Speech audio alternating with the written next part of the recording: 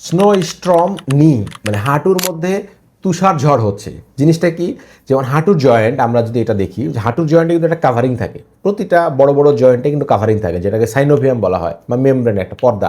এই পর্দার মধ্যে ক্যালসিয়াম ডিপোজিশন হচ্ছে। নর্মালি কিন্তু হাঁটুর এক্স রেতে এরকম ক্যালসিয়ামের ছোট ছোট কণা দেখা যায় না, কিন্তু যখন দেখা যাচ্ছে যে এই মেমব্রেনে বা পর্দার মধ্যে ক্যালসিয়াম জমা হচ্ছে, তখন এটা বলা হচ্ছে সাইনোভিয়াল কন্ড্রোমেটোসিস। এটা আরেকটা নাম হচ্ছে স্নো স্ট্রম নি।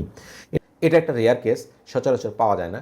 তো এ ধরনের পেশেন্টের ক্ষেত্রে কিন্তু আর্লি ডায়াগনোসিসটা খুবই জরুরি।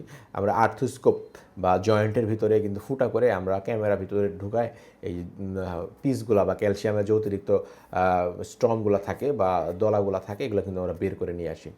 তো এটা খুব রেয়ার কেস হইলেও, এটা যদি হাঁটু ব্যথার ক্ষেত্রে কারো যদি মনে হয় যে হাঁটুর উপর দিয়ে চাপ দিলে একটু শক্ত শক্ত মনে হচ্ছে বা কটকট শব্দ হচ্ছে, একবার এক্স রে করায় অর্থোপেডিক্স ডাক্তারের কাছে পরামর্শ নেওয়া উচিত যে কী কারণে ব্যথা হচ্ছে, তারপর সেই অনুসারে চিকিৎসা করা উচিত।